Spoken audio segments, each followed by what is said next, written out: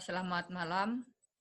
Saya ucapkan selamat datang kepada Bapak Muhammad Faisal selaku pemantik diskusi malam hari ini. Saya selaku moderator akan sedikit memperkenalkan Mas Faisal. Pak Faisal adalah salah satu dosen di Poliwangi ya. Beliau adalah alumni UIN Malang S1 dan S2. Pernah menjabat sebagai Ketua Dewan Eksekutif Mahasiswa Fakultas Tarbiyah Ilmu Keguruan FITK ya, dan salah satu penggerak Gus Durian di Malang. Juga beliau pernah menjadi pimpinan redaksi media santri NU di Pondok Pesantren Sabzul Rosad, pondok pesantren yang kebetulan diasuh oleh Kiai Mazuki Mustamar yang sekarang menjadi Ketua PWNU Jawa Timur. Mas Faisal sendiri saat ini alhamdulillah juga sudah diangkat sebagai PNS di salah satu SMA di Banyuwangi. Sedikit cerita bahwa dulu saya juga salah satu santrinya yang memang kebetulan sekamar di pondok pesantren. Jadi saya dan Mas Faisal juga alhamdulillah sudah cukup kenal.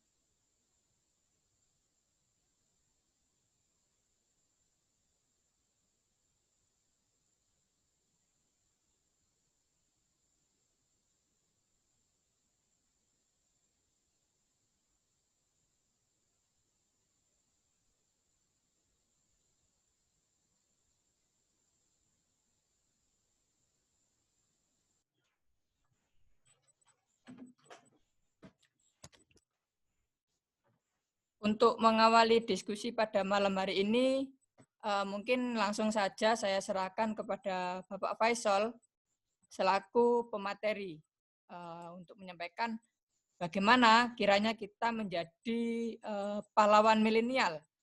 Karena memang saat ini banyak sekali pahlawan-pahlawan yang berjuang di abad 20, hanya saja kita belum bisa mengklaim apakah kita layak disebut sebagai pahlawan. Sekalipun kita bisa dikatakan berjuangnya di dunia maya. Untuk kepada Pak Faisal, saya selaku moderator mempersilahkan untuk sedikit menyampaikan atau refleksi Hari Pahlawan. Kepada Pak Faisal saya persilahkan.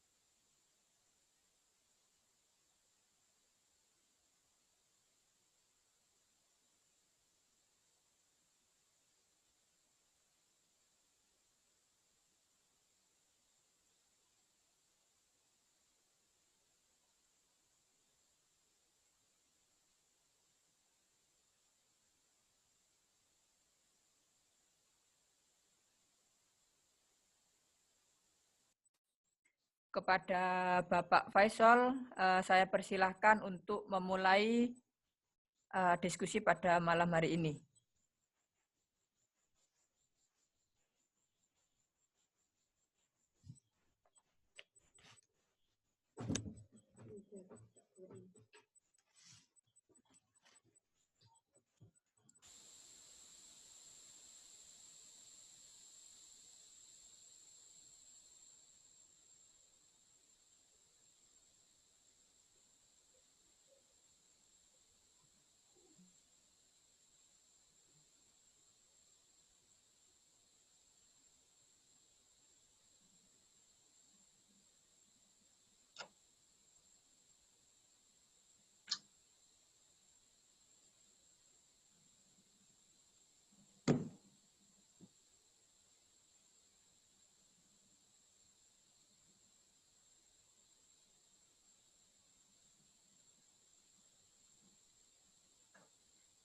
Halo.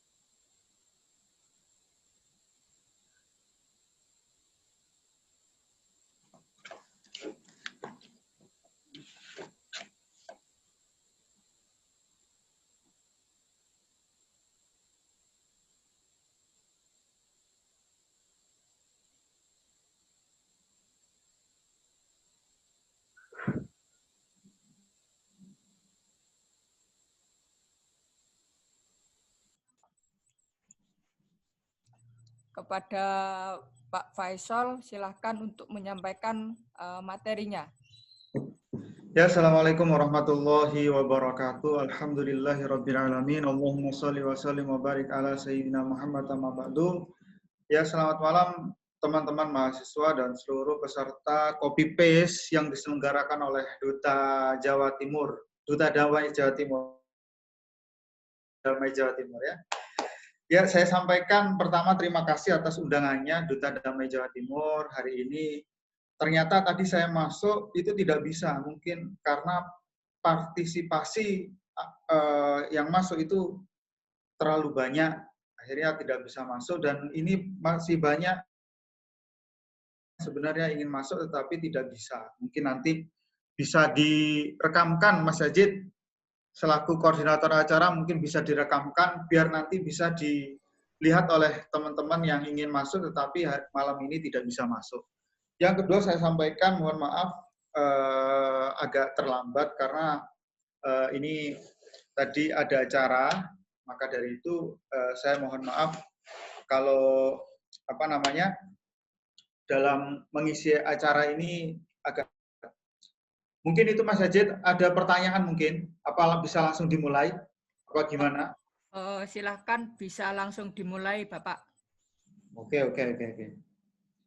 Ya teman-teman mahasiswa, tema malam hari ini lumayan menggelitik ya. Mungkin ini menjadi perbincangan menarik karena kemarin kita sempat ditanyakan oleh salah satu putri proklamator Republik Indonesia, Bu Megawati, yang beliau sempat bertanya di forum resmi pada saat itu. Beliau bertanya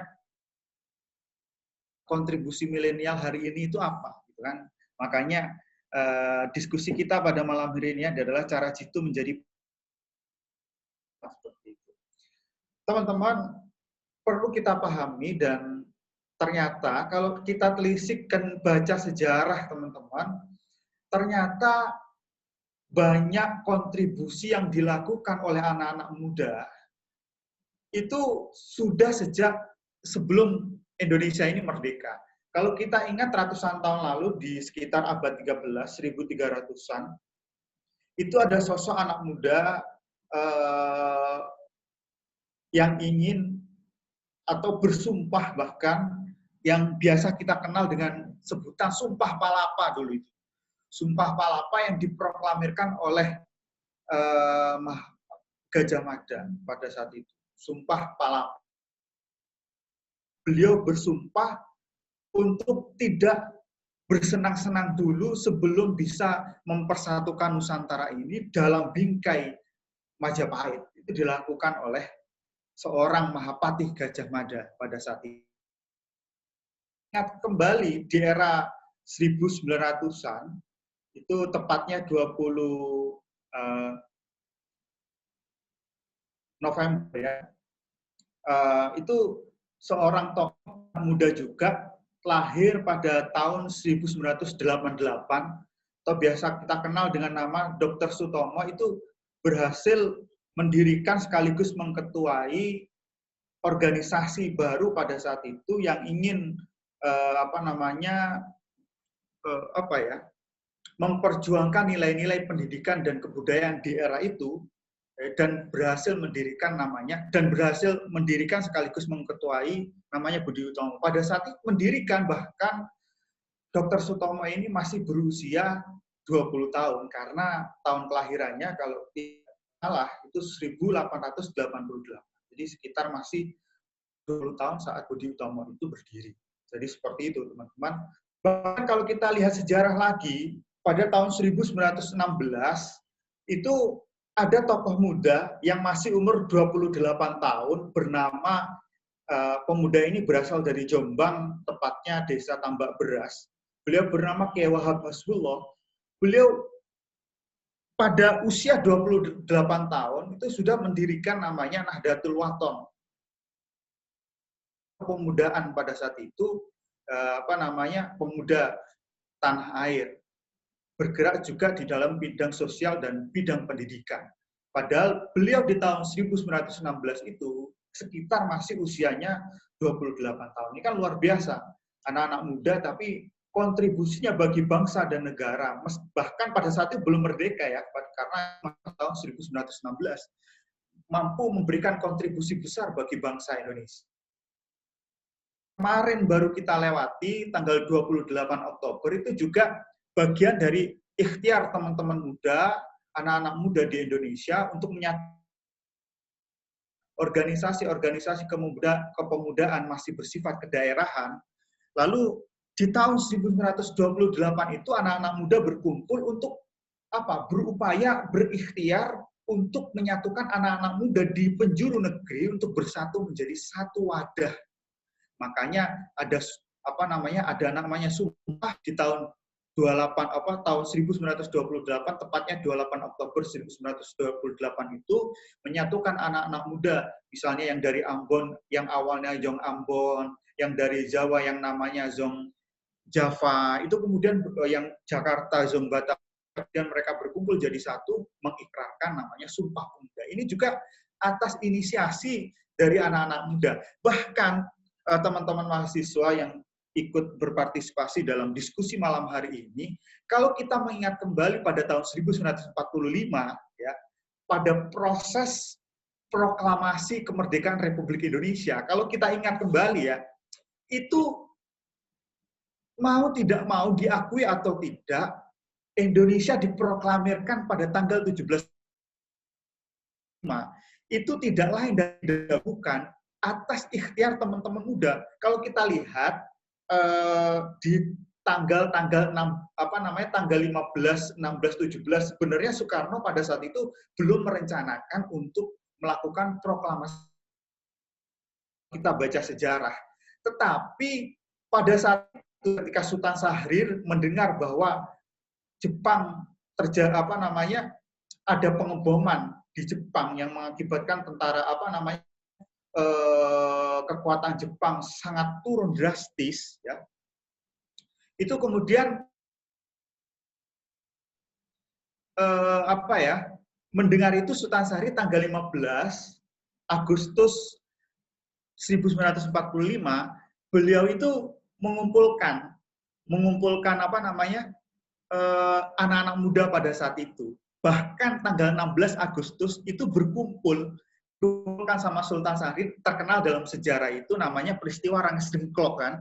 Peristiwa Rangsdengklok itu perseteruan antara golongan tua dengan golongan muda. Golongan tua pada saat itu belum mempersiapkan proklamasi sebenarnya, tapi sama golongan muda dipaksa untuk segera tanggal 16 Agustus jam 3 subuh itu Soekarno dibawa oleh teman-teman muda di salah satu tempat untuk diajak negosiasi, diajak bermusyawarah untuk segera melakukan proklamasi di tanggal 17 Agustus 1945. Nah, inilah ikhtiar anak-anak muda pada saat itu, bahwa dalam sejarah sesungguhnya kontribusi anak-anak muda ini sangat besar bagi bangsa dan negara ini, teman-teman. Jadi kalau membincang tentang kontribusi anak muda bagi bangsa dan negara ini, itu sudah ada sejak bangsa ini belum merdeka, seperti itu. Mungkin itu, Mas Ejid, ada pertanyaan kira-kira, Pak, dilanjutkan dulu ya. Nah, hari ini, di Hari Pahlawan ini, teman-teman, tentu tanggal 10 November ini kan diperingati sebagai Hari Pahlawan Nasional. Nah, Hari Pahlawan Nasional ini tentunya tidak serta-merta, tapi ada asal muasalnya, teman-teman. Tidak serta-merta ada Hari Pahlawan Nasional, tidak serta-merta seperti itu. Kalau kita lihat sejarah, asal mula Hari Pahlawan Nasional tidak bisa dilepaskan dari peristiwa tanggal 22 Oktober. Nah, hari apa itu kira-kira? 22 Oktober? Ada yang tahu? Mbak Yurike Dwi Septina mungkin tahu? Hari santri, Pak. Izin menjawab, Bapak. Santri. Oh, Hari Santri, oke. Jadi, teman-teman mahasiswa, Hari Pahlawan itu memang tidak bisa dilepaskan dari Oktober yang kita tahu. Karena ada apa pada tanggal 22 Oktober itu, bahkan sebelumnya tanggal 21. Pada saat itu utusan Bung Karno itu menemui seorang ulama terkemuka pada saat itu namanya Hadrat Husain Basyir Asy'ari di Tebuyung, Jombang di sana. Utusan Bung Karno ini tanya kepada Hadrat Husain, hukumnya membela tanah air itu bagaimana? Karena kondisi kemerdekaan pada saat itu sudah merdeka. Tetapi statusnya ini masih terancam oleh kedatangan pasukan sekutu yang setelah menang melawan pasukan pasukan Jepang pada lagi ke Indonesia, pengennya mereka ingin menjajah kembali bangsa Indonesia pada saat itu. Nah, Indonesia yang sudah diproklamirkan pada 17 Agustus 1945 nggak terima dong ketika pasukan sekutu datang ke Indonesia. Maka utusan Bung Karno datang ke Hadrat Husain, apa jawabnya Hadrat Husain? Ya sudah, jenengan pulang dulu, saya akan mengumpulkan kiai-kiai se-Jawa Madura, bahkan se-Indonesia, pada saat itu NU masih berbentuk konsul-konsul ya, didatangkan ke Surabaya untuk datang ke kantor pengurus besar Nahdlatul Ulama pada saat itu, waktu itu kantornya masih di Surabaya. Dikumpulkan pada tanggal 21 Oktober, kemudian dalam bahasa Arab, beliau menyampaikan materi-materi masalah, dilaporkan kepada forum-forum kiai se-Indonesia yang datang pada saat itu, kalau bahasa masail. Tapi kalau dalam buku saya mengumpulkan kiai-kiai. Bahasa mengumpulkan kiai-kiai, kemudian pada tanggal 21 Oktober itu bahasa menyampaikan masalah-masalah yang harus diselesaikan bangsa Indonesia di awal kemerdekaannya itu. Kemudian tanggal 22 Oktober Kiai Wahbah Sugeng kemudian mengetik draftnya. Bagaimana tanah air dalam keilmuan fikih. Lalu kemudian setelah diskusi yang sangat alot pada saat itu di forum tersebut, ini bukan forum biasa-biasa ini, bukan forumnya dosen, bukan forumnya ecek-ecek, tapi ini benar-benar forum ulama-ulama terkemuka yang keilmuannya, kapasitas keilmuannya itu tidak diragukan lagi. Karena memang beliau-beliau mereka yang hadir itu adalah ahli-ahli fikih yang hadir pada saat itu. Kemudian pada tanggal 22 Oktober itu ada satu keputusan forum kiai tersebut, nama keputusannya adalah Fatwa dan Resolusi Jihad, yang salah satu isinya adalah mengatakan bahwa sudah balik, wajib hukumnya berperang menjajah sekutu yang datang ke Surabaya, pokoknya radiusnya dari Surabaya itu 94 km, maka hukumnya wajib ikut berperang pada saat itu. Bayangkan, laki-laki maupun perempuan. Jadi yang perempuan seperti Mbak Dona Atresia Putri ini, ya, itu kalau pada mungkin hidup pada saat itu Mbak Atresia Putri itu mungkin ikut berperang juga kalau tinggalnya di Surabaya, karena bagi masyarakat laki-laki maupun perempuan yang jarak rumahnya atau jarak domisilinya 94 km dari zona peperangan, maka hukumnya fardu ain ikut perang melawan pasukan sekutu. Kalau dalam agama Islam, fardu ain itu hukumnya wajib bagi masing-masing individu. Jadi Mbak Dona, Mbak Erika, Mbak Linda, Mbak Hafifah, itu kalau hidup di zaman itu, maka hukumnya wajib ikut berperang. Kalau nggak bisa berperang apa? Menyiapkan masakan bagi pasukan-pasukan laki-laki. Seperti itu. Hukumnya Pak. Sehingga terjadilah perang besar di Surabaya pada saat itu. Bayangkan Pak, ini menurut tokoh-tokoh Barat merupakan peperangan paling gila. Kenapa merupakan peperangan paling gila? Karena pasukan sekutu pada saat itu sudah menggunakan tank-tank, senjata-senjata yang sudah sangat amat canggih. Lah orang-orang Madura, Brahmakabara itu datang perang itu cuma bawa celurit, Pak. Ya. Orang Madura itu dari Pulau Madura sana, perang itu cuma bawa celurit, Pak. Wong-wong Malang, cuma bawa bambu runcing. Bayangkan, ini kan perang gila yang namanya. Pasukan sekutu bawa tank-tank, panser-panser, senjata-senjata paling mutakhir pada saat itu, yang dari jarak 1 kilo sudah bisa mematikan musuh. Orang-orang Madura, Brahmakabara itu cuma menggunakan celurit, Pak, pada saat itu. Beberapa memang menggunakan senjata rampasan dari Jepang, tapi tidak banyak.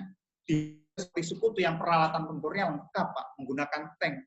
Nah, ini yang disebut peperangan paling gila pada saat itu. Karena ibarat kata itu sebenarnya ini peperangan yang tidak seimbang. Ibaratnya Mbak Alimatus Soliha pada saat itu hidup di zaman itu, Mbak Alimatus Soliha ini, itu perangnya bawa celurit toh. Sekutu itu bawa bedil, Pak.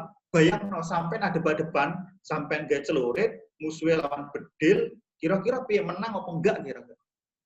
Tapi karena semangat perjuangan pada saat itu, Pak, meskipun senjata kita tidak lengkap, bahkan bisa membunuh Brigade 49 yang pada saat bahkan Jenderal Malabi pada saat itu tewas pada perang, meninggal ya, kalau penjajah bukan meninggal, mate pada saat itu dibunuh oleh mujahid pasukan tentara Indonesia pada saat itu. Jadi Hari Pahlawan, terjadinya pertempuran arek-arek Surabaya pada saat itu tidak terlepas dari sejarah pada tanggal 22 Oktober atas fatwa resolusi jihad Hadratus Mbah Hasyim Asy'ari.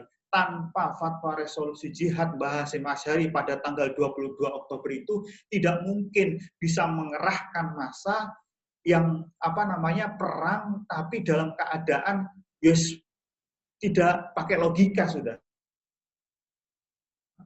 Lawannya pakai senjata, dia cuma pakai bambu runcing dan pakai celurit.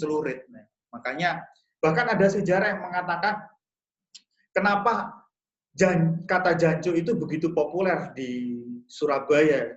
Jancu itu. Ini bukan perkataan kotor ini ya. Tetapi dulu itu ada tank tulisannya itu Jan dan Cook. Jadi kalau tank itu lewat, maka masyarakat Surabaya pada saat itu untuk memberitahu masyarakat lainnya agar tidak terjadi korban, maka mereka mengatakan janco untuk agar orang-orang segera bersiap untuk perang, untuk melawan tank-tank yang dibawa oleh pasukan sekutu tersebut.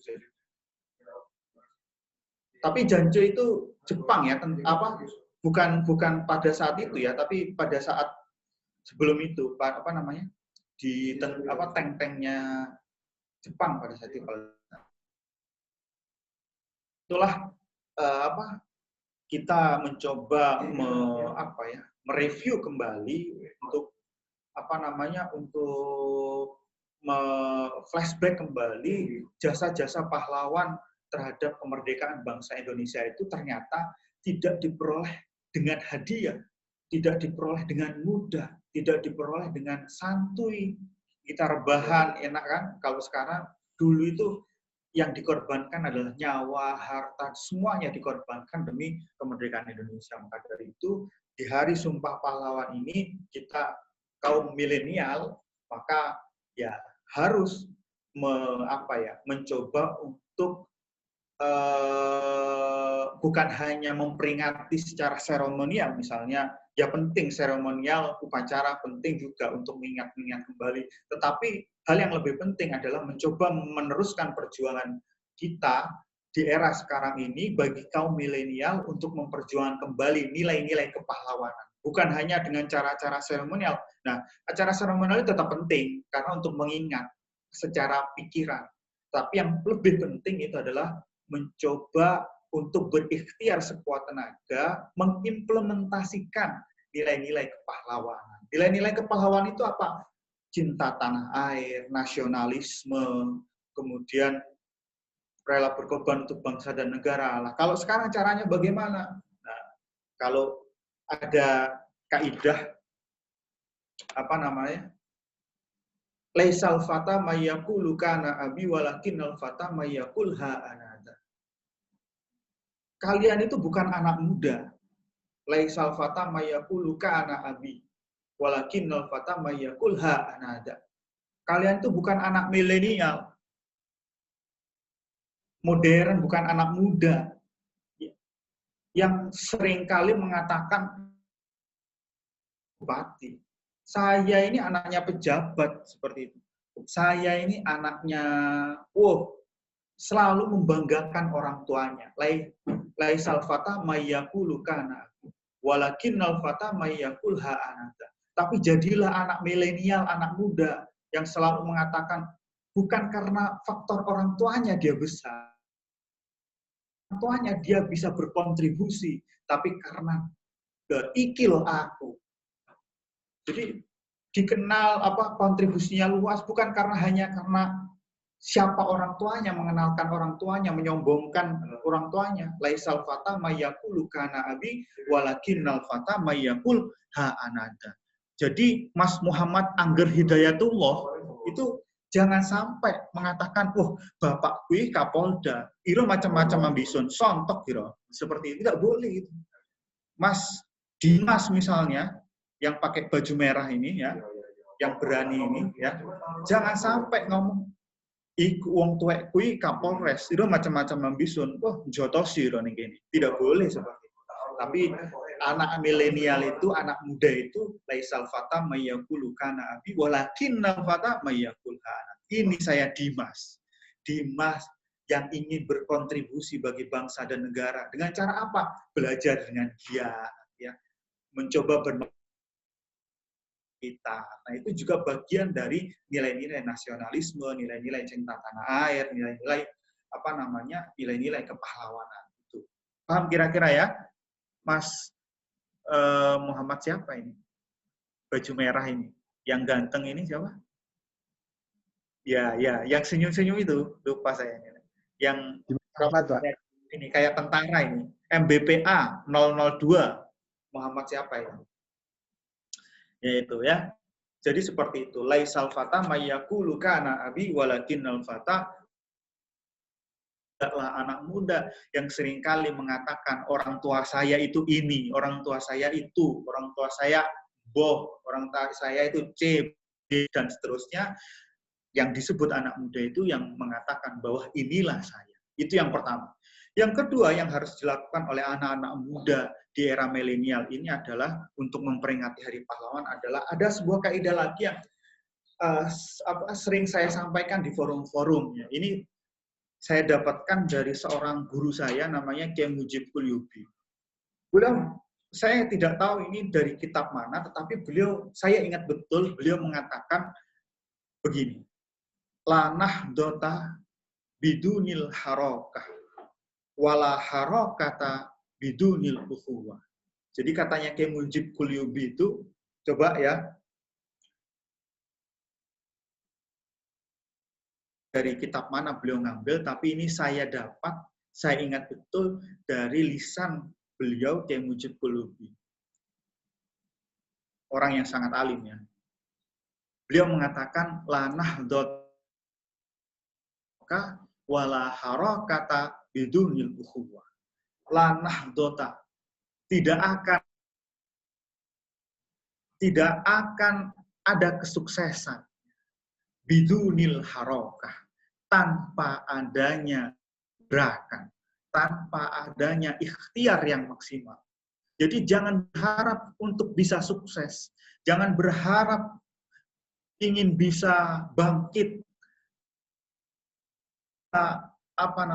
menjadi luar biasa bidunil harokah tanpa adanya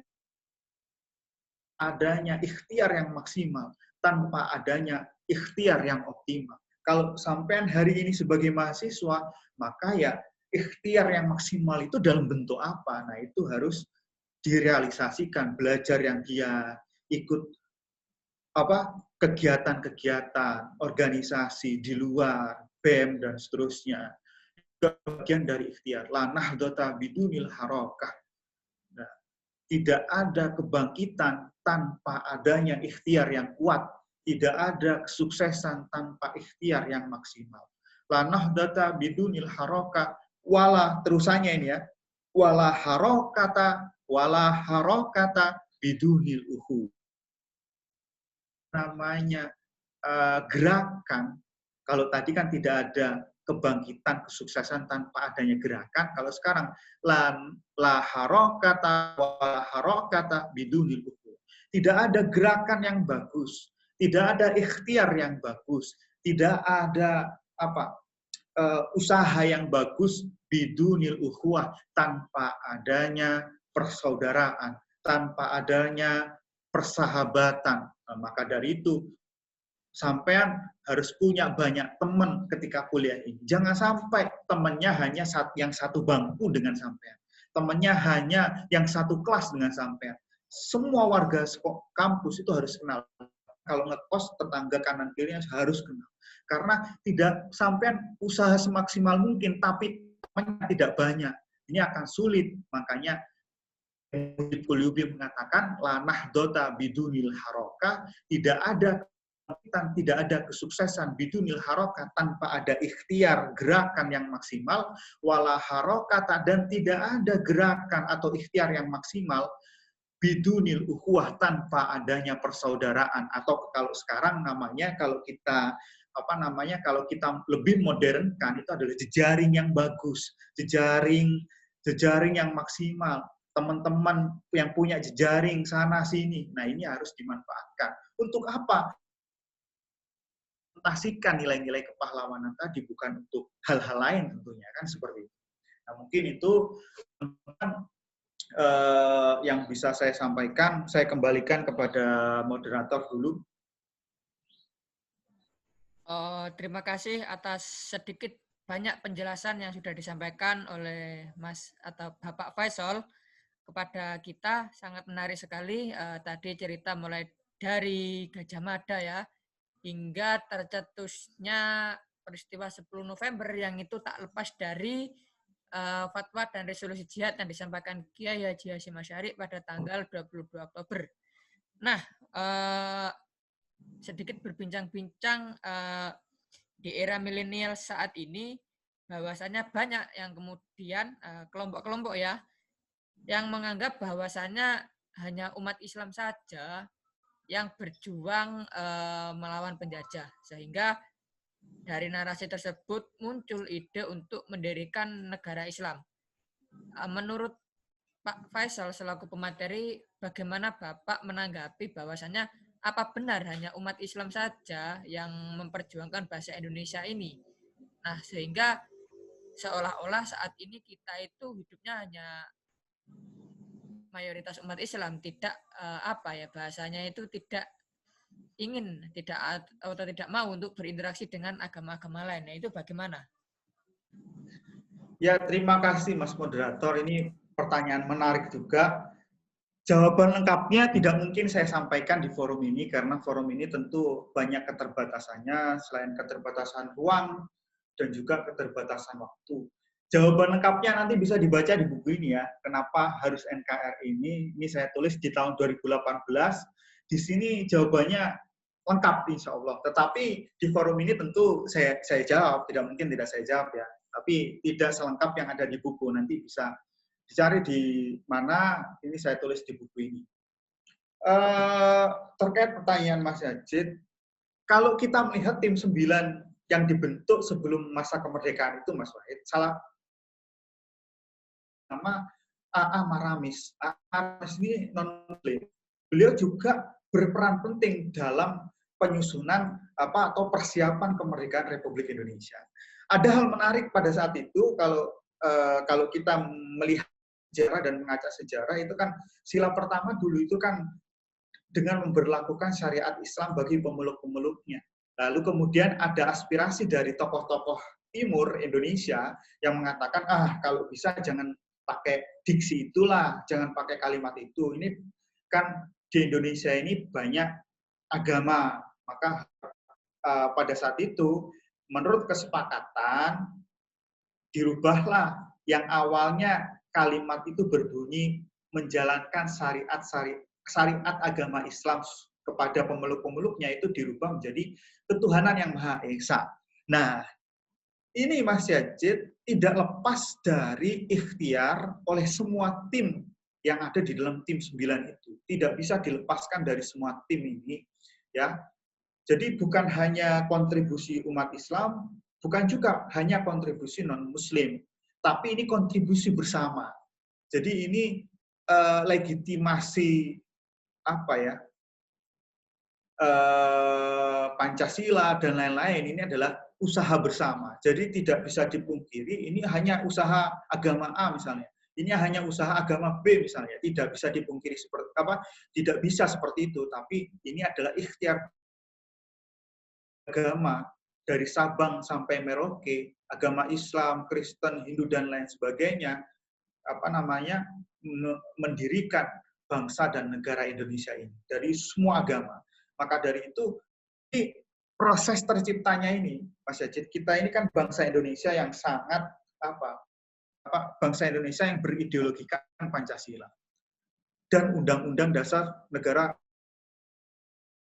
Pada saat tim 9 itu bingung, kan kalau kita membaca sejarahnya yang ditulis oleh Pak Agus Sunyoto, mungkin Mas Yazid sudah sering ke dalam beliau, itu kan dinyatakan bahwa proses finalisasi bentuk negara ini itu tidak bisa dilepaskan dari hasil founding father kita, gitu kan.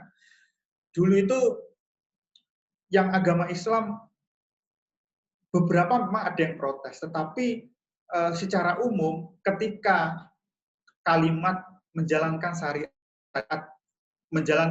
agama Islam kepada pemeluk-pemeluknya itu ingin diganti karena ada masukan dari tokoh-tokoh Timur dan kemudian diakomodir oleh Muhammad Hatta, itu yang sangat berkontribusi, salah satu ulama yang sangat berkontribusi itu adalah Hadratus Syekh Mbah Hasyim Asy'ari pada saat itu, diwakili oleh anaknya Kiai Haji Wahid Hasyim. Jadi umat Islam menerima asas bentuk negara ini. Kenapa ada pertanyaan? Kenapa mayoritas Indonesia ini masyarakatnya beragama Islam? Tetapi kenapa kok tidak bentuk negara Islam? Ya karena hasil ijtihadi ulama-ulama kita menerima bentuk kita adalah Negara Kesatuan Republik Indonesia.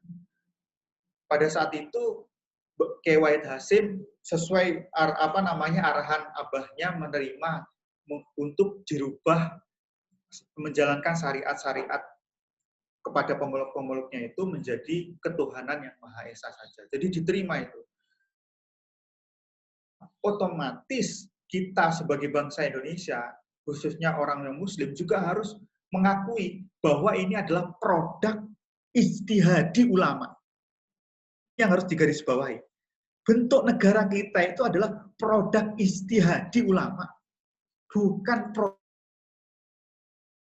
ijtihadi. Dibuktikan. Apa buktinya bahwa ini adalah produk ijtihadi? Ya sebelum difinalisasi itu ada musyawarah ulama. Ada ulama-ulama membuka kembali buku-buku fikih. Kan seperti itu. Makanya ini adalah produk ijtihadi ulama, bukan hanya bukan produk politis, tidak. Bukan hanya produk politis, tapi ini adalah produk ijtihadi yang sudah dimusyawarahkan ulama-ulama kita, tentunya dengan kitab-kitab yang masyhur, kitab-kitab baik yang disepakati ulama. Proses terbentuknya NKRI ini, teman-teman, itu menurut ulama-ulama itu melewati 4 hal. Ya, melewati 4 hal. Apa saja 4 hal itu? Yang pertama adalah mujahadah. Jadi ulama-ulama kita terdahulu sebelum mengatakan bahwa bentuk NKRI ini harga mati, sudah final, itu sudah melakukan 4 hal. Apa saja 4 hal itu? Yang pertama adalah mujahadah. Yang pertama adalah mujahadah. Mujahadah itu ulama-ulama kita dulu sudah bermujahadah, mendekatkan diri betul kepada Gusti Allah, berpikir menerima apa tidak. Tapi beliau sebelum memutuskan itu bermujahadah dulu. Lalu yang kedua adalah riyadhah. Mereka kiai-kiai kita itu puasa Senin Kemis, ya. Kemudian ulama-ulama kita itu juga melakukan riyadhah puasa sholat malam, zikir-zikir yang terus-menerus, ya. Jadi tidak sembarangan memutuskannya. Yang pertama sudah melakukan mujahadah, yang kedua sudah melakukan riyadhah. Setelah melakukan 2 hal ini, kemudian yang ketiga, mereka-mereka itu ulama-ulama kita itu, beliau-beliau itu melakukan namanya istisyarah. Istisyarah itu apa? Berdiskusi dengan ulama-ulama lainnya, berdiskusi dengan tokoh-tokoh pondifader lainnya, bagaimana ini bentuk negara Indonesia ini, apakah negara Islam, apakah NKRI, apa bagaimana? Sebelum diputuskan itu melakukan musyawarah dulu, atau dalam ajaran agama itu namanya istisyarah. Nah, setelah istisyarah baru namanya istikharah. Istikharah. Yang pertama mujahadah dulu, mendekatkan diri kepada Allah dulu, kemudian melakukan riyadhah. Setelah melakukan riyadhah, kemudian melakukan istisyarah, berdiskusi, kemudian yang keempat melakukan istikharah. Makanya kalau ada beberapa pilihan, itu sunnahnya melakukan istikharah. Misalnya Mas Muhammad Anggar Hidayatullah, ya, misalnya bingung memilih calon istri antara Mbak Ma'rifatul atau Sinta Umatul Khairiyah. Nah, ini mana ya? Saya ini milih Mbak Ma'rifatul apa milih Mbak Sinta Umatul ini? Kira-kira yang mana yang bagus? Maka sunnahnya itu menurut ajaran Islam itu melakukan sholat istikharah. Tapi kadang sholat istikharah kita itu tidak tembus. Kenapa? Wah, ternyata nggak diberi petunjuk. Kenapa kok sholat istikharah kita itu tidak diberi petunjuk? Tidak melewati 3 hal sebelum diri kepada Allah dengan cara mujahadah, kemudian melakukan riyadhah, ya puasa Senin Kemis dhisik, sholat bengi dhisik, kan seperti itu. Kemudian setelah itu istisyarah, diskusi dulu dengan ibunya, Bu, kula niki Angger Hidayatullah ini ngomong ke ibunya dulu, diskusi. Kula milih Sinta napa Ma'rifatul, Bu? Sinta iku nggih ayu, Bu, tiange, Bu, apa maneh lek nanggo jilbab hitam, Bu. Masya Allah, nanggo jas. Matul siapa ini namanya? Ya. Wah, ayu, Bu. Ada lagi, Bu, pilihan kedua namanya Mbak Ma'rifatul, kelambine apalagi kalau pakai baju merah, Bu. baju merah, kita Masya Allah, wangi sabar, Bu. Napa kali-kali dinikahi, Bu? Enaknya piye pun, Bu? Milih sing pundi niki napa karo-karone sekalian, Bu? Nah, itu didiskusikan dulu istisyarah. Setelah didiskusikan, barulah namanya istikharah. Barulah kemudian muncul mana yang kira-kira cocok untuk Mas Muhammad Angger. Nah, proses berdirinya Negara Kesatuan Republik Indonesia ini, teman-teman, itu tidak lepas dari proses mujahadah, riyadhah, istisyarah, dan istikharahnya para alim ulama kita. Jadi makanya kenapa umat Islam mayoritas di Indonesia sudah bersepakat bahwa NKRI itu sudah harga mati. NKRI itu sudah final karena ini adalah sudah hasil istikharahnya para alim ulama kita yang ahli agama, ahli fikih seperti itu. Bahkan kalau ada tokoh-tokoh sekarang yang ingin mendirikan negara Islam di Indonesia, ya keilmuannya dia itu dibandingkan ulama-ulama kita terdahulu, pinteran di, aliman di, riadoe kuan opo, bahasa mambek sopo, tokoh sekarang yang ingin mendirikan agama negara Islam misalnya. Banding dengan bahasa, wah, ya kaon espripite, Pak. Nah, seperti itu, teman-teman ya. Beliau-beliau ulama-ulama kita itu juga mendasari kenapa bentuk negara kita NKRI itu bukan tanpa alasan, tapi juga dengan proses yang sangat panjang melalui dasar-dasar agama. Kira-kira teman-teman semuanya ya. Mungkin itu Mbak Vika Febi misalnya nanti ya bingung milih Mas Dimas. Nah, ini istikharah dulu, tapi kalau bisa jangan istikharah langsung Mbak Vika Febi, tapi juga harus melakukan proses mujahadah, riyadhah, istisyarah, kemudian istikharah. Mana kira-kira Mas Dimas, opo Mas Pandu iki sing kira-kira cocok seperti itu. Paham kira-kira Mbak Vika Febi ya? Oh ya, seperti itu. Jadi seperti itu, makanya di dalam ajaran kiai-kiai kita, ulama-ulama kita, ajaran Kanjeng Nabi Muhammad, ya, ajaran Al-Qur'an, kita harus menghormati yang beragama lain, bersuku lain, karena memang kita ini diciptakan, dalam Al-Qur'an sudah dijelaskan bahwa kita ini diciptakan antara laki-laki dan perempuan bersuku-suku dan berbangsa. Untuk apa? Dita'arufu, untuk saling mengenal, ya, untuk saling menghormati satu dengan yang lainnya meskipun berbeda-beda agama, berbeda-beda suku. Kita berbeda-beda suku itu menghormati satu dengan yang lainnya dalam bingkai Negara Kesatuan Republik Indonesia. Nah itu, Mas Ajid, ada lagi kira-kira Mas Ajid? Masih ada 2 pertanyaan lagi ya. Terima kasih penjelasannya. Yang dapat saya simpulkan untuk pertanyaan pertama tadi adalah kita wajib hidup itu berbangsa, bernegara, dan juga berbineka. Dari penjelasan Mas Faisal tadi menarik sekali. Mulai dari sejarah terbentuknya Panitia 9, terus kemudian bagaimana para kiai itu mengambil sikap terhadap bentuk negara, dan penutup adalah tips untuk mencari pasangan, yaitu harus berusaha melalui 4 hal itu tadi. Pertanyaan kedua, Mas Faisal ini kan salah satu panutan saya juga di Malang waktu itu ya, juga seorang aktivis yang saya kenal. Nah, tentu banyak pengalaman yang Mas Faisal alami yang bersinggungan tentunya dengan agama-agama lain. Nah, menurut Mas Faisal, bagaimana sih milenial itu harus hidup di dunia maya itu yang seperti apa? Kita kan sering diguncangkan oleh gempa, terus kemudian tsunami hoax, kan seperti itu. Nah itu kehidupan kita di dunia maya itu seperti apa agar kita hidup tetap damai dan berdampingan dengan kelompok-kelompok ataupun agama-agama lain. Ya teman-teman, karena acara ini juga salah satu panitianya adalah BNPT, Badan Nasional Penanggulangan Terorisme dan Duta Damai, yang juga perwakilan dari anak-anak muda Badan Nasional Penanggulangan Terorisme, ya mungkin ada peserta lain juga. Jadi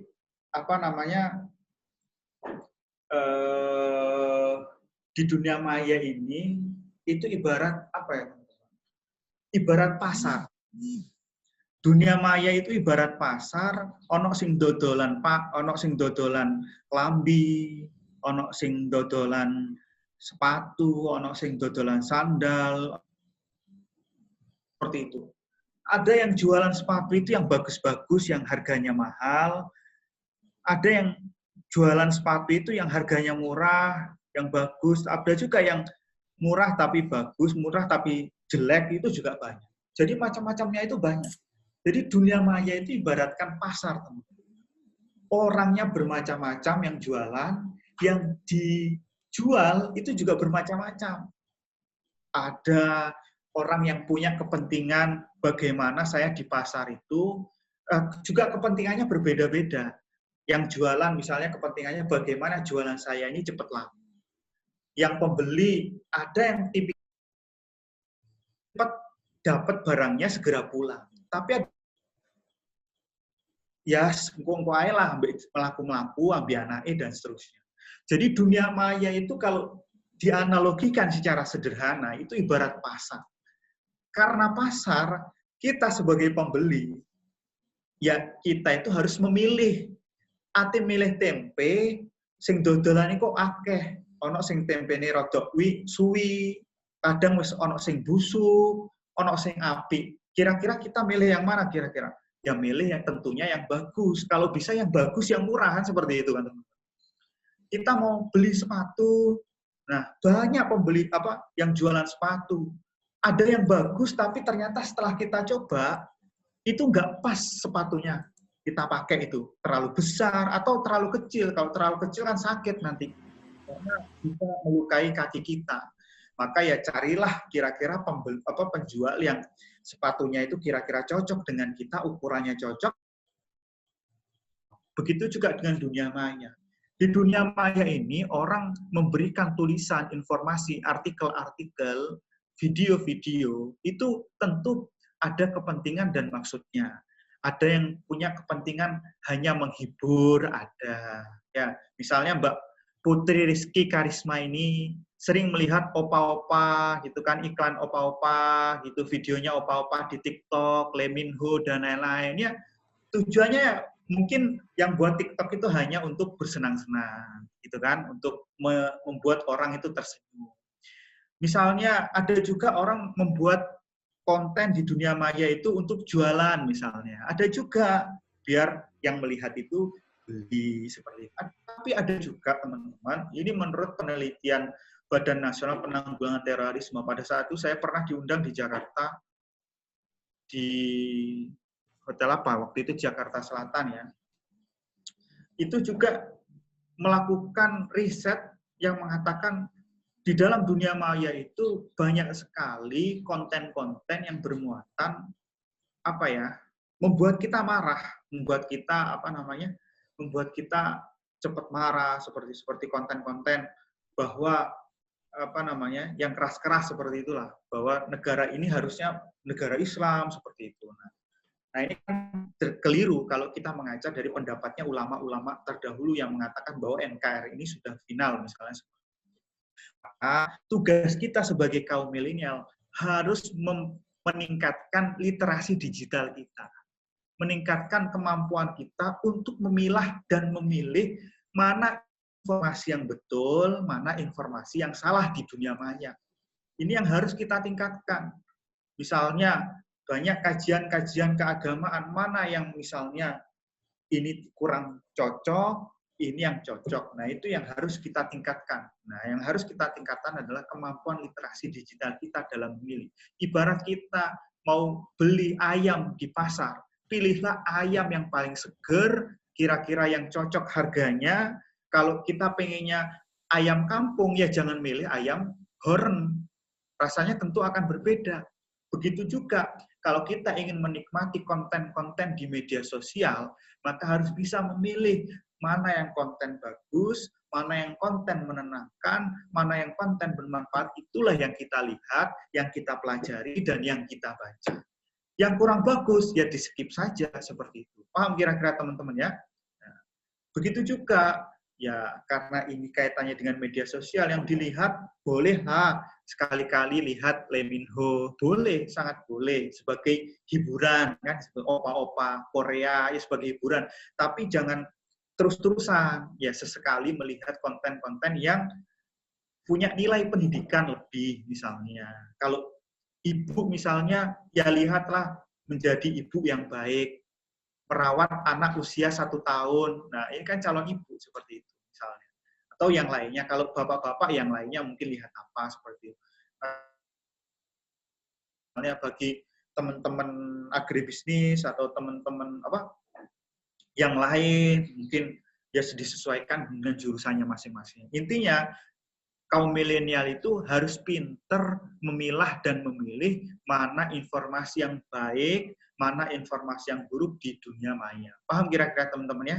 Mungkin itu Mas Ajit, saya jadi meningkatkan literasi digital seperti itu. Oke, memang sangat penting sekali saat ini bagaimana dunia literasi digital itu wajib untuk dipelajari. Karena kita sebagai generasi milenial itu menurut saya juga jihadnya adalah jihad di dunia maya. Nah, menurut pandangan Mas Faisal selaku pemantik ini, kira-kira pahlawan milenial itu seperti apa dan berjuangnya itu seperti apa? Karena kita sudah tidak mungkin kemudian perang melawan negara lain itu dengan senjata dan sebagainya.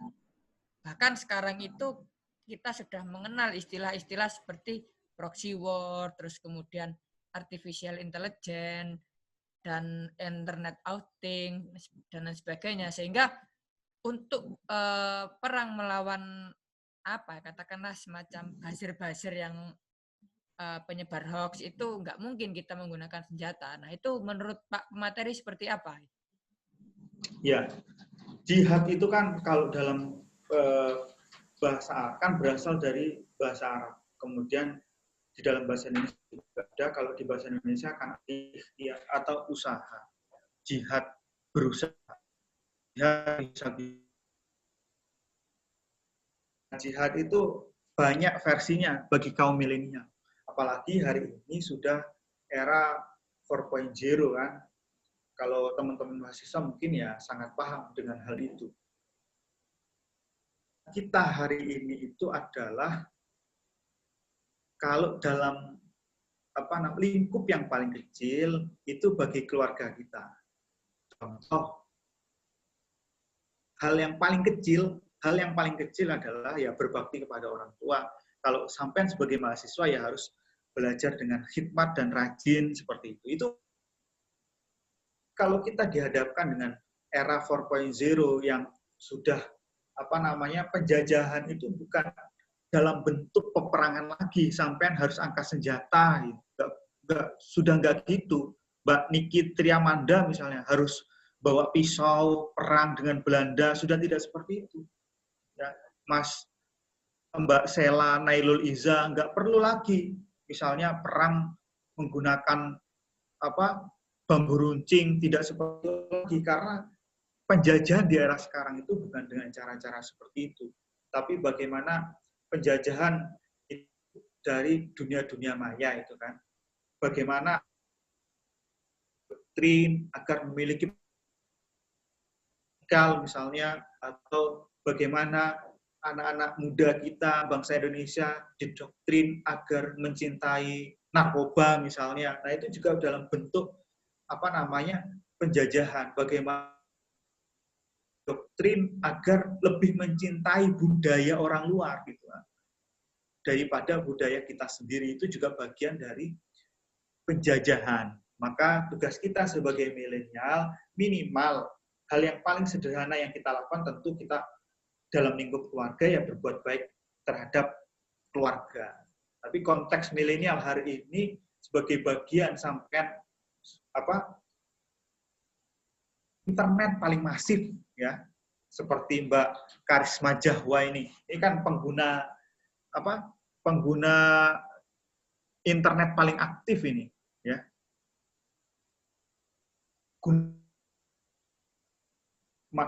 Fasilitas-fasilitas itu tentu dengan baik, dengan manfaat ya, tidak menggunakan untuk hal-hal yang mudorot misalnya. lupa waktu, dan seterusnya. Jadi harus ada jihad kita di dunia maya, makanya kemarin kalau saya sebagai dosen, penugasannya itu kenapa via Instagram misalnya, itu juga bagian untuk menyebarkan agar dunia maya itu tidak hanya diisi oleh konten-konten yang negatif, tapi harus diisi dengan konten-konten yang positif, konten-konten yang adem, konten-konten dakwah yang rahmat. Itulah bagian dari jihad kita, mengisi media sosial ini dengan hal-hal yang penuh kedamaian dan rahmatan lil alamin. Mungkin itu saja, Mas Moderator, Mas Sajid. Terima kasih kepada Mas Faisal atas pemaparan materi dari pertanyaan ketiga tadi ya. Mas Sajid, ini direkam apa tidak, Mas Sajid? Iya, ini direkam dan ditayangkan di YouTube Duta Damai. Nanti teman-teman bisa subscribe dan screenshot. Nah, seperti itu. Dan ini iklan apa ini? Bagaimana? Iklan ini. Apanya? Kok disuruh subscribe ini loh? Oh iya, tadi kan Bapak juga iklan buku ya. Kita juga tidak mau kalah, Bapak. Dan seperti itu. Iya. Jadi Mas Sajid, ini teman-teman banyak yang WA katanya nggak bisa masuk. Mungkin hasil dari diskusi kita malam hari ini, tentunya jangan diupload gitu saja, Mas Sajid. Hal-hal yang tidak terlalu penting nanti mungkin bisa di-cut atau dihapus dulu. Oke. Jadi dihapus dulu. Kalau ada yang kurang baik, yaitu di-cut, kemudian yang bagus-bagus di-upload. Ya. Siap. Tidak ada konten yang menyesatkan nantinya. Begitu, Mas Sajid. Siap. Teman-teman juga jangan lupa untuk follow Instagram dan Twitter Duta Damai ya. Juga Instagram yang sangat mendamaikan, salah satunya adalah Pencinta Gus Dur, itu juga luar biasa sekali followernya. Itu juga bisa di-follow untuk pembelajaran dan pendidikan. Nah, dan sekarang saya berikan kesempatan kepada audien untuk bertanya terkait tema kita, yaitu cara Jitu menjadi pahlawan milenial. Karena kita sekalipun melakukan sedikit tetapi berguna, itu bisa dikatakan sudah menjadi pahlawan, terutama untuk pahlawan kemanusiaan, seperti itu. Monggo kepada sahabat-sahabat atau teman-teman dari Poliwangi, mahasiswanya Pak Faisal ini untuk bertanya. Silahkan nyalakan audio ataupun raise hand terlebih dahulu. Atau juga bisa via chat apabila memang kesulitan sinyal, seperti itu. Izin bertanya, Bapak. Oh ya, silahkan. Izin bertanya, Bapak. Izin bertanya, Kak. Oke. Pertanyaan ya, 3 pertanyaan ya. Namanya prodinya apa?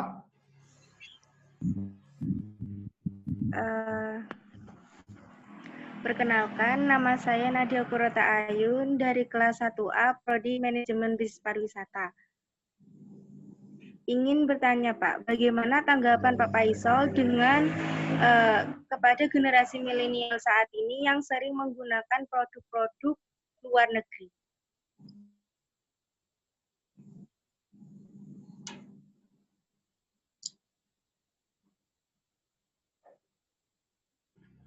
Untuk pertanyaan kedua, silahkan sekaligus nanti bisa dijawab. Izin bertanya, Kak. Izin bertanya, Kak. Mohon maaf, tadi sudah ada yang bertanya ya, untuk kloter pertama ini, 3 pertanyaan. Tadi 3-tiganya kebetulan saya dengar perempuan. Silahkan. Izin bertanya dari Asma Karisma Zahwa dari Prodi Manajemen Bisnis Pariwisata. Oh iya, silahkan. Sebelumnya saya minta maaf tentang yang saya tiba-tiba on cam lagi benahin jilbab. Mohon maaf tadi. Dan pertanyaan saya, apa peran kita sebagai mahasiswa untuk lebih memajukan yang namanya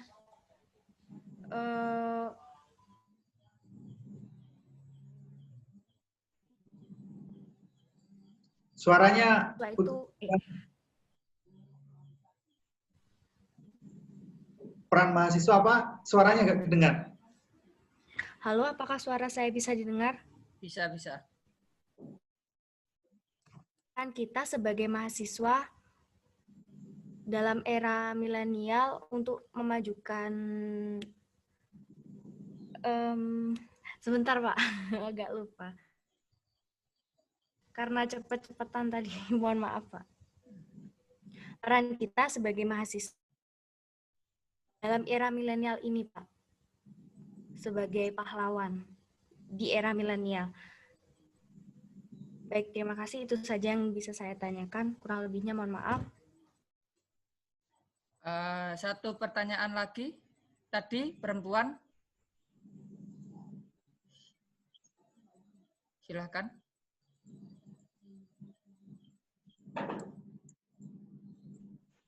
Atau kalau belum ada, bisa dijawab terlebih dahulu ya kepada Pak Pemateri. Ya, pertanyaan pertama dulu ya. Iya, terkait produk tadi.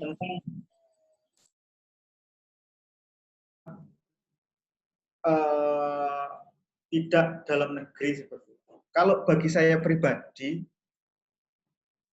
asalkan menurut saya tidak masalah ketika kita itu menggunakan produk-produk luar negeri. Contoh, HP kita misalnya Samsung, ya tidak masalah. Kalau ada produk dalam negeri misalnya, HP-nya misalnya ada merek apa? Merek Yazid pun misalnya. Nah, itu kalau ada dan sampai kalau ada memang ya, dan itu misal kualitasnya juga bagus, ya malah lebih bagus dengan menggunakan produk luar negeri. Tetapi teman-teman, ya kita memang tidak bisa lepas dari produk-produk luar negeri. Bagi yang tidak ada, ya silahkan menggunakan produk itu. Tetapi kalau fanatis, nah itu yang tidak boleh. Misalnya, saya harus tas produk Jerman misalnya. Harus, kalau nggak produk Jerman, saya nggak mau pakai misalnya.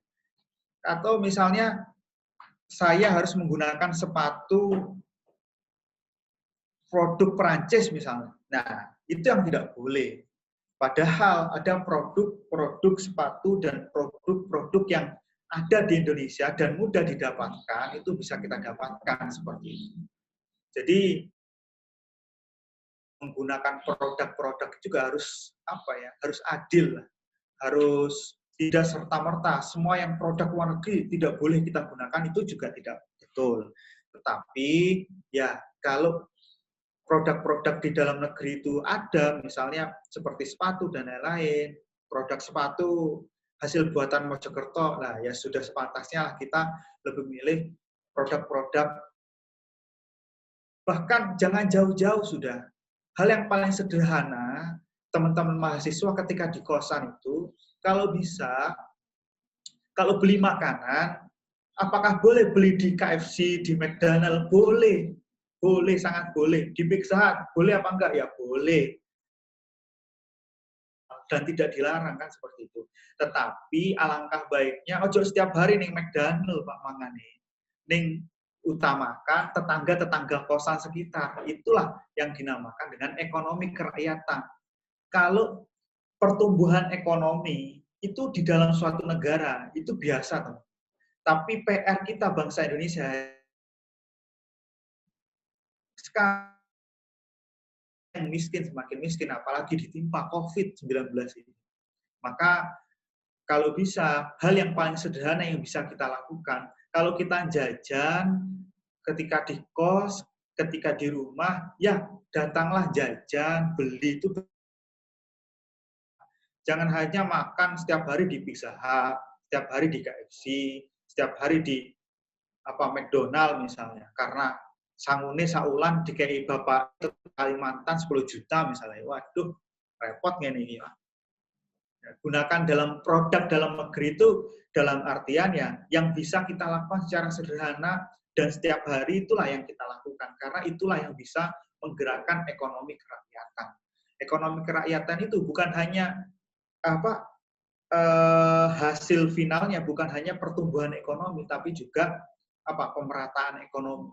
Bahwa yang ekonominya rendah menjadi menengah, misalnya bahkan semakin tinggi, Nah, masyarakat tidak terlalu jaraknya antara yang kaya dan miskin ini tidak terlalu panjang sekali. Nggak apa-apa yang kaya, tapi jangan sampai yang miskin semakin miskin. Nah, itu sebagaimana salah satu ikhtiar yang paling sederhana kita, belanjalah di tetangga kita. Paham teman-teman ya? Kira-kira ya? Nah, mungkin itu Mas Ejit menurut saya kaitannya dengan produk dalam negeri. Ya kalau yang tidak bisa-bisa, ya nggak apa-apa kita menggunakan dalam negeri. Tapi jangan sampai menjadi fanatis buta, produk yang harus dibeli adalah produk ini misalnya. Seperti itu. Paham kira-kira teman-teman ya? Mungkin itu aja Mas Ejit. Kalau pertanyaan kedua tadi tentang peran mahasiswa di era milenial ini ya, kalau bagi saya pribadi yang sangat sederhana, misalnya sampai jurusan manajemen bisnis, jurusan TI, ada yang jurusan agribisnis dalam bidang pertanian, ada yang jurusan TPHT dalam pengolahan hasil ternak. Nah, itulah yang digeluti secara maksimal. Yang secara profesional yang digeluti. Nanti ketika lulus, mengabdilah kepada negara sesuai dengan kapasitas sampean tadi. Yang ahli TI, mengabdilah di bidang TI. Yang ahli pariwisata, jadikanlah pariwisata di Indonesia ini semakin baik, semakin ramai, sehingga masyarakat di sekitar semakin naik, kan seperti itu manajemen pariwisata. Yang jurusannya agribisnis, bagaimana pertanian di Indonesia ini semakin maju dengan teknologi yang sampai buat. Kemudian yang TPHT juga seperti itu dengan peternakan dan lain sebagainya. Jadi pengabdian kita sebagai mahasiswa di era milenial ini, bagaimana ketika kita lulus nanti, atau bahkan mulai dari sekarang, kita bisa bermanfaat bagi masyarakat. Seperti itu teman-teman, kira-kira. Kayaknya cukup dong. Ini setelah ini saya ditunggu ini. Oke, mungkin karena Pak Faisalnya juga sudah ditunggu sama yang lain ya. Karena biasalah, Mas Faisal ini sejak di Malang menjadi lelaki panggilan. Dipanggil kemana-mana untuk mengisi materi, juga memberikan mauidhah hasanah dan sebagainya. Dan mungkin Mas Faisal bisa memberikan closing statement untuk para peserta dan juga milenial tentunya. Pahlawan hari ini, jihad kita hari ini di media sosial dan di dunia nyata. Nah, itu apakah kita jihadnya itu hanya sebatas pada satu golongan aja? Sikap atau toleransi kita itu apakah hanya kepada sesama golongan aja? Misalnya hanya sebatas pada umat Islam dan lain sebagainya. Sederhananya ketika ada saudara kita yang agama lain misalnya itu tertimpa musibah. Nah, apakah kita mendahulukan yang Muslim dulu, sedangkan yang Kristen itu lebih parah misalnya seperti itu. Saya menganalogikan. Nah, mungkin bisa memberikan closing statement untuk teman-teman di Zoom ini, Pak Faisal.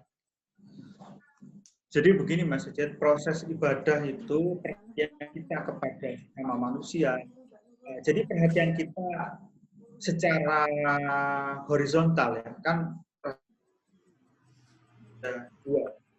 Horizontal kepada Tuhan, kepada Allah Subhanahu wa taala, vertikal kepada Allah, kepada Tuhan, horizontal kepada sesama. Sesama ini ada beberapa macam juga.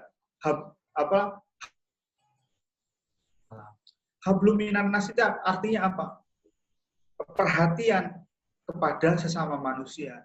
Itu tidak hanya kepada yang seagama, sesuku, yang sehobinya sama, ya. Di dalam satu kelas misalnya ada temannya yang beragama lain, ada yang sukunya lain. Jangan sampai diolok-olok. Ada temannya yang suku Madura, ada yang temannya yang kemudian kuliah di Banyuwangi misalnya. Kemudian karena bahasanya berbeda, sampai olok-olok ya tidak boleh. Karena yang namanya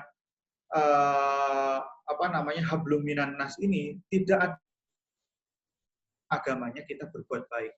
Bahkan Kanjeng Nabi Muhammad saja dalam salah satu cerita di salah satu pasar Madinah itu, ketika Nabi Muhammad meninggal itu Abu Bakar As-Siddiq tanya kepada istrinya Kanjeng Nabi, sekaligus anaknya beliau, Abu Bakar As-Siddiq, apa kira-kira anakku yang belum saya lakukan, yang sudah dilakukan Kanjeng Nabi Muhammad, tapi belum saya lakukan? Tanya Abu Bakar As-Siddiq. Ya Bapak, ya yang belum jenengan lakukan, yang biasa dilakukan oleh Kanjeng Nabi Muhammad itu adalah memberi makan orang yang beragama Yahudi di pasar Madinah setiap hari. Karena Kanjeng Nabi Muhammad itu setiap pagi memberi dan menyuapi makanan kepada orang Yahudi di Madinah. Menyuapi orang Yahudi yang buta. Nah, ketika Abu Bakar datang ke pasar Madinah untuk menyuapi orang Yahudi ini, ternyata ketika dalam suapan itu tangan Abu Bakar ini ditampar oleh si wanita Yahudi tadi. Alasannya itu berbeda dengan orang yang menyuapi sebelumnya, artinya Kanjeng Nabi Muhammad, ya. Karena Kanjeng Nabi Muhammad sudah meninggal. Kamu itu bukan yang nyuapi saya kemarin, kamu kok kasar nyuapi saya. Yang nyuapi saya kemarin itu lembut, tidak kasar seperti kamu. Nah, seperti itu. Ya, memang saya ini orang berbeda. Yang nyuapi sampai hari ini itu bukan jenengan kemarin, itu adalah beliau sudah meninggal. Wah, sudah meninggal. Siapa yang nyuapi saya kemarin itu? Nabi Muhammad Shallallahu Alaihi Wasallam. Jadi seperti itu. Kanjeng Nabi Muhammad itu kasih sayangnya itu bukan hanya kepada yang sesama Muslim, bahkan kepada orang Yahudi yang setiap harinya mengolok-olok Kanjeng Nabi Muhammad. Kasih sayang beliau itu sampai meninggal. Bayangkan. Nah, jadi jihad kita untuk bangsa dan negara ini hari ini, apapun agama kita harus menjaga kedamaian di negeri. Menjaga kedamaian itu dalam medsos kita, ya jangan seringlah upload tentang SARA, dalam kepribadian kita, bersosial kita. Ketika berteman dengan yang agama lain,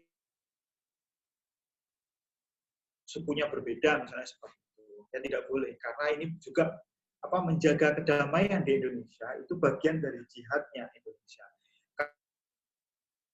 Pertama, Ketua PWNU Jawa Timur yang juga beliau adalah guru saya, beliau mengatakan bahwa hukum menjaga kedamaian di Indonesia itu juga dihukumi jihad. Kenapa? Dengan Indonesia ini damai, tidak ada peperangan, maka kita sholat Jumat dengan tenang, istighosah bisa bebas dengan nyaman.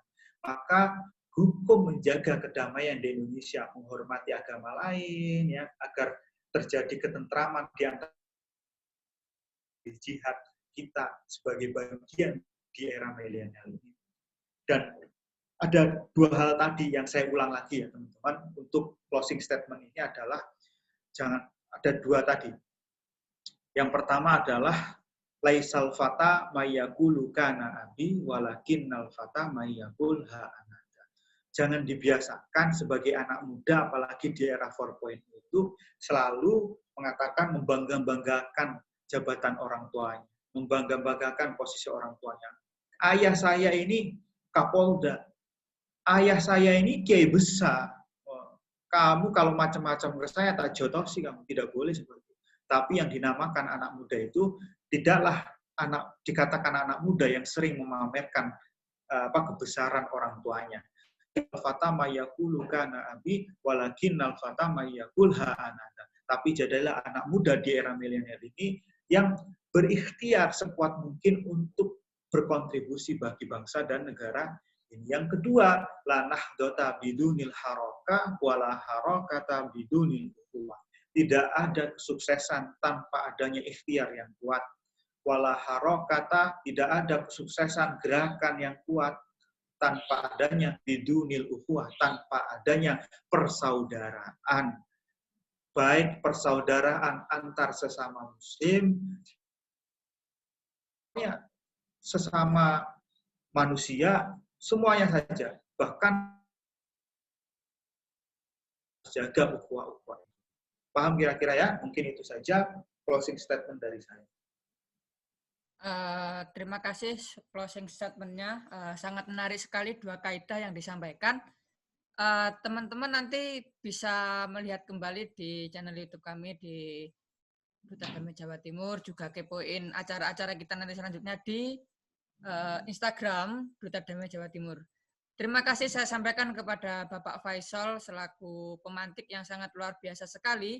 Panutan saya sejak saya semester 1 waktu itu 2016 kita pertama kali bertemu, dan sampai saat ini masih menjadi guru saya, guru spiritual ya tentunya, yang hampir setiap saat ketika saya di Banyuwangi ataupun kita di Malang itu selalu ngopi bersama. Dan semoga teman-teman yang bergabung pada acara ini mendapatkan ilmu yang barokah dan manfaat.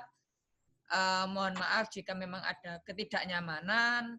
Semoga kita tetap bersilaturahmi, dan kepada mahasiswa-mahasiswi Poliwangi yang mungkin baru masuk juga semangat belajarnya, kuliah, tetap waspada.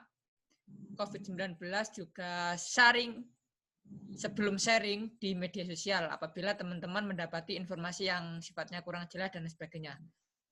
Dan saya juga teringat salah satu kaidah bahwa pemuda saat ini adalah pemimpin masa depan. Itu juga kaidah yang sangat familiar di kalangan pesantren tentunya ya. Dan semoga Mas Faisal tetap memberikan pencerahan-pencerahan kepada mahasiswa dan mahasiswi di tengah arus radikalisme dan terorisme di kampus, karena memang kita akui juga tidak sedikit kelompok-kelompok yang menyebarkan isu-isu ataupun ideologi-ideologi radikal transnasional. Mungkin cukup sekian dari saya. Mohon maaf bila ada kesalahan dan ketidaknyamanannya. Saya akhiri. Wallahul muwaffiq ila aqwamit thoriq. Assalamualaikum warahmatullahi wabarakatuh. Waalaikumsalam warahmatullahi wabarakatuh.